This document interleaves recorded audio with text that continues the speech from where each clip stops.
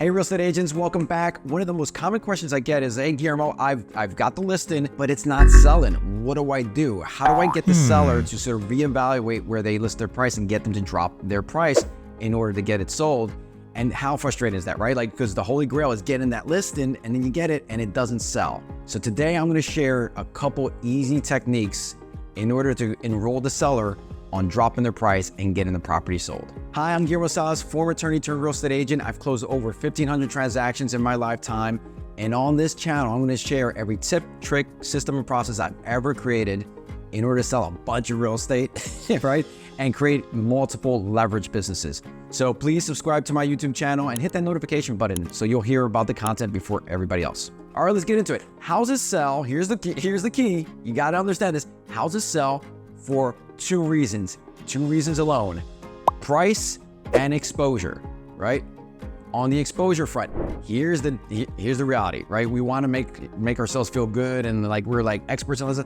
Once you put a house in the MLS and it goes to all these third-party sites, that is enough in terms of exposure. It's getting out to a huge population, right? And this assumes like you're not doing anything malpractice-wise. And what I mean by that is like having grainy photos, maybe taking a picture with your phone and it's sideways. Like if you do a standard level of pictures,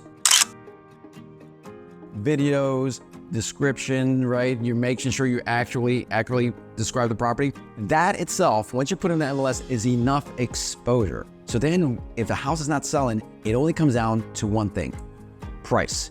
And that's why you need to understand that having the conversation with the seller in the right way around price is going to be the key to success. So that's number one. Ingrain in your head and ingrain it in the heads of your sellers as you're having your conversation at the listing side of things, the listing conversation, and set that expectation. Price to sell for two reasons: price and exposure. This is what we're going to do in exposure. And so after that, once I've exhausted all my bullets in my marketing, repertoire, then it's going to come down to price. So that's tip number one. Tip number two is key step in any pricing discussion and getting a seller to reduce the prices to have the buy-in from the beginning. So I did a great video on how never to lose a listed on price ever again. Go watch that on my channel. But it's all about the self-discovery method. Oftentimes when we go into a listing conversation, we're just dictating, right? We feel like we need to be the experts and that's our value and that's why they're going to pay us. But give yourself a little bit of grace. Price is not that. It's not an exact science. And so the self-discovery method that I talk about in my video has them work with you in collaboration, that you're working together to come to a pricing strategy. And so if they have buy-in in the beginning, then they're going to have buy-in throughout the entire process. Super, super important to get them enrolled in the collaborative discussion around like, hey, we decided this is going to be priced. And by the way, it's not an exact science, right? We're going to go out on the market and we're going to find out whether we're right.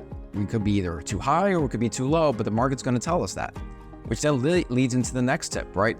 I'm setting the expectation at the listing conversation that the price, if it's too high, this is how we're going to know. And it's not going to be me telling you, it's the market that's going to be telling you. And there's a metric that I use. One of my mentors a long time ago in a class that I attended gave me the statistic, and I'm not sure if it was from NAR or whatever it was, but it holds true. And the statistic, I want you to write this thing down and use it in your listing conversations going forward. And it's the conversation with the seller that goes like this: hey, the way we're gonna know if we're off on price and we're too high is that over a 2-week period, we're gonna have less than 10 showings, or we'll have 10 showings but no offers. End the story. If that happens, that's the market telling us they've absorbed all the information, right? It's been exposed.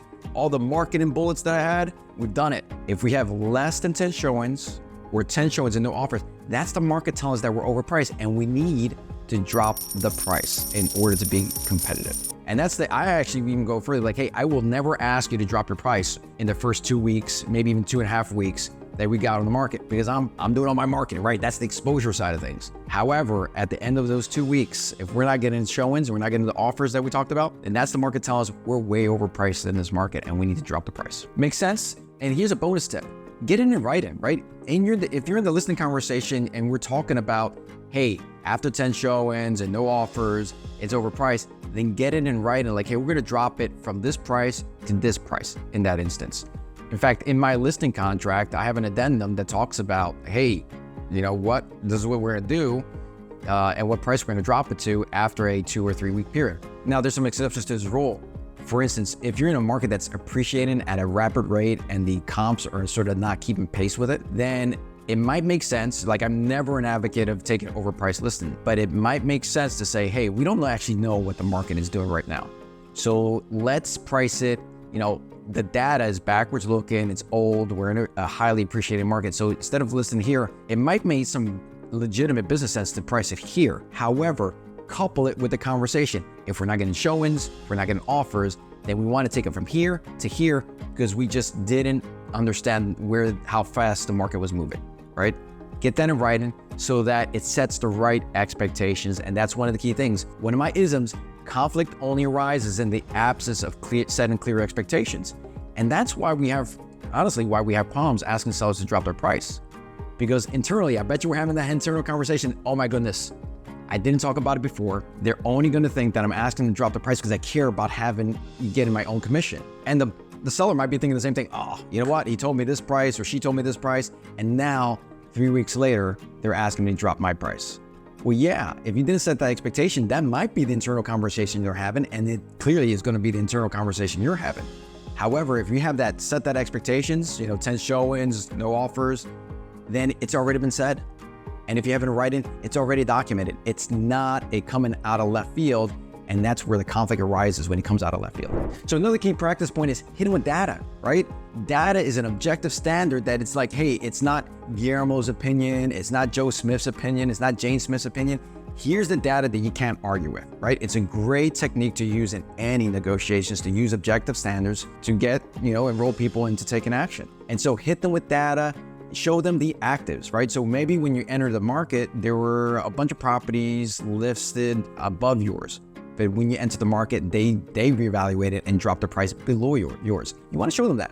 Like, hey, we were priced here and now the rest of the market is moved down. And so we might have better, properties with more amenities now priced below us. That's a great way to say, like, hey, objectively speaking, it's not my opinion. This is the market. The market's telling me this. I'm not making it up. The other key one that I love is just tracking your days on market and then pull in the pendants that went under contract while you were on the market, right? What a great sort of a tool to enroll somebody. Like, hey, we were on the market, and in the meantime, while we were priced at $500,000, somebody priced themselves at $450,000, and they went under contract in 10 days while we were on the market. Yeah, and we had the same number of beds, same number of baths, same number of square footage. That is compelling data to get people to take action. So another great practice point is, as you're asking sellers to reduce their price to get in alignment and where it needs to be in order to sell, use data, use the objective standards in order to enroll them to move forward. And the final tip is, revisit your seller's goals. What I know for all human beings is that we tend to choose from two places. And it's almost like a T-square. On one side, on the left-hand side, is a place that I call circumstances. We can choose from there. And when we choose from our circumstances, it's not us choosing, it's our circumstances choosing for us, and we're giving away our power.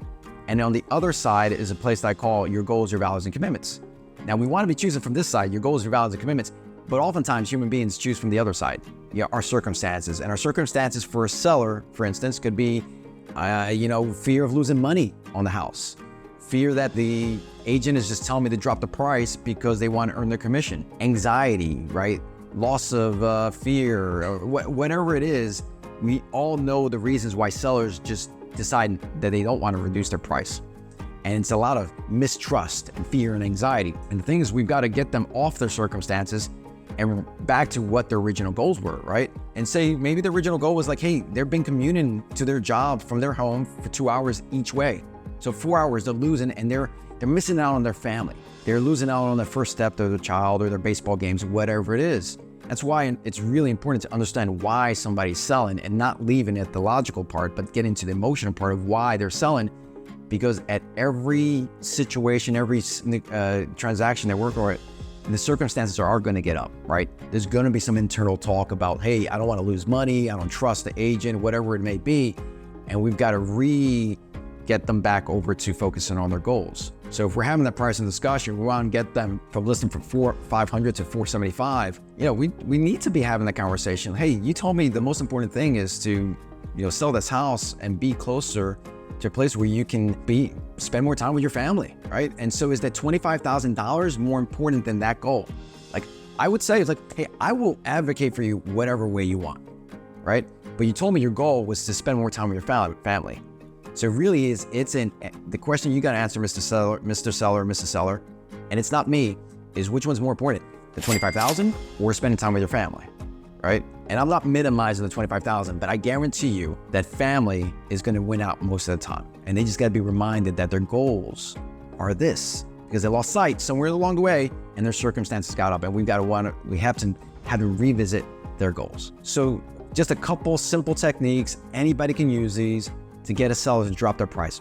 And all of it's in alignment with their goals, right? They told you what they want to achieve, and let's get them back on the path of where they want to be. Thank you so much for tuning in. Again, if you like the content, please comment below. Please subscribe to my channel. And in the meantime, go out there and cause and create miracles. Have a great day.